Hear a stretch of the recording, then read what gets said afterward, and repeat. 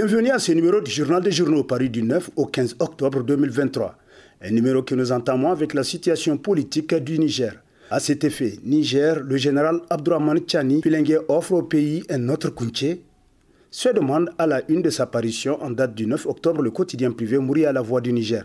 Pour qui, même si les traits physiques entre le général Tchani et le général Kounché diffèrent totalement, il n'en demeure pas moins que les similitudes entre les deux généraux restent importantes. Dans les conditions actuelles d'épreuve, le Niger a besoin du concours de tous ses fils, surtout le leadership qui farouchement construit autour de la défense nationale contre toute intervention militaire et pour le départ négocié de l'armée française du Niger avec les nouvelles autorités militaires. Ceux qui ont un agenda caché contre la marche épique et libératrice du peuple nigérien doivent rencontrer en face d'eux des sanctions efficaces et appropriées du CNSP, conclut Mouria. Signe de temps, une main de fer dans un gant de velours titrera à sa une le bimensuel L'Étincelle, d'après qui, après plus de 2 mois au pouvoir, nous sommes en droit de dire que le CNSP et son président, le général Tchani, chef de l'État du Niger, ont donné leur gage de bonne volonté dans la conduite des affaires du pays. Mais le chef de l'État a reconnu que le plus dur est encore devant. Il ne se voile pas la face. Cependant, ces quelques semaines passées au pouvoir nous autorisent à constater une nouvelle amorce envers de nouveaux rivages, selon le journal qui poursuit. Le Niger d'aujourd'hui a pris toutes ses responsabilités face à l'histoire. Des vraies troupes d'élite et des officiers et généraux aguerris, loin des généraux de salon ou de simples porte-galons, conclut L'Étincelle. Paiement des salaires de fonctionnaires, le jeu trouble de certaines banques, titre entre autres dans sa rubrique Nation, l'hebdomadaire Le Courrier, qui nous apprend que le salaire du mois de septembre pour beaucoup de banques à la date du 8 octobre n'était pas payé et ce, sans qu'on sache exactement le nœud du problème.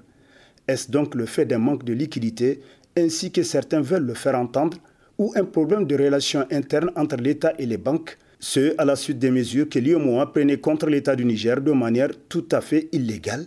Se demande le journal qui nous apprend davantage que les banques dites non nationales auraient refusé de payer les salaires. Mais l'on apprenait en fait de semaine dernière que le problème est en passe d'être décanté. Cependant, alors que toutes les autres banques s'apprêtent à payer le salaire, l'on apprend qu'une autre joue aux rebelles. Il semblerait que les agences de la BOA ne fonctionnent pas car elles seraient fermées pour des motifs non encore élucidés selon l'hebdomadaire qui dit apprendre que le directeur général de la BOA serait un Béninois et son excès de zèle pourrait se justifier à un tel niveau pour croire qu'il serait solidaire des positions outrageantes du président de son pays qui pourrait peut-être lui donner de telles instructions dans l'espoir que les contraintes financières poussent le Niger à céder.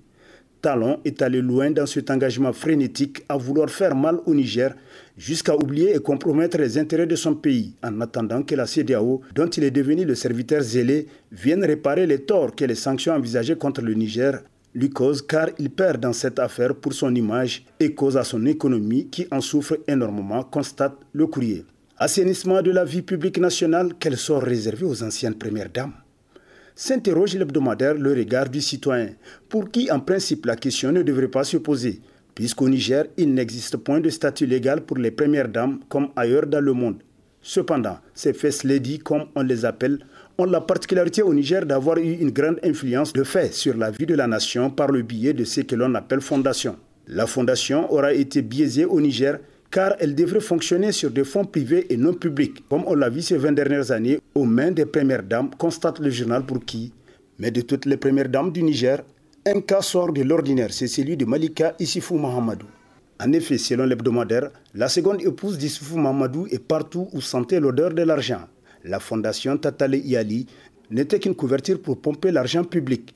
Mieux, cette femme cupide se serait même parfois érigée en opérateur économique. C'est ainsi que l'on apprend qu'elle aurait obtenu un marché de plus de 3 milliards de nos francs à la Nigélec. Mais elle n'aurait jamais exécuté un tel marché, paraît-il, nous apprend le journal, qui se demande, a-t-elle eu la totalité du montant du marché en question ou seulement l'avance de démarrage de 30%?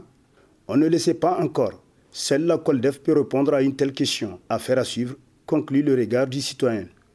Parti politique à l'ère des manœuvres souterraines, titre entre autres sa une l'hebdomadaire satirique Le Hérisson qui constate que jusque-là, pas le moindre signe de reprise des activités des partis politiques. Et vraisemblablement, tous ensemble se conforment à l'interdiction décrétée par le CNSP.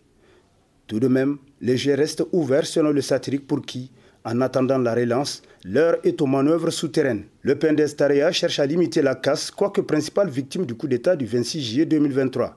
Le PNDS, la première force politique de la majorité déchue, veut coûte que coûte rester dans le jeu politique. Amamadou et son modem F.A. Lumana Africa à la manœuvre du mouvement souverainiste à l'escadrille.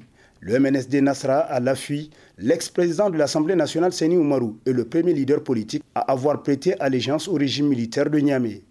Toutefois, cela ne fait pas de lui le bon ami du CNSP.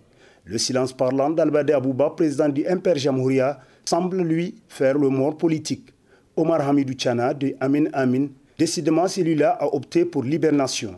Kassou Mokhtar du CPR Ingenchi, Ibrahim Yakoubou du MPN Kishinkasa, Abdelkader Tidjani de MDN Falala, alias l'homme au marché d'aliments bétail, etc.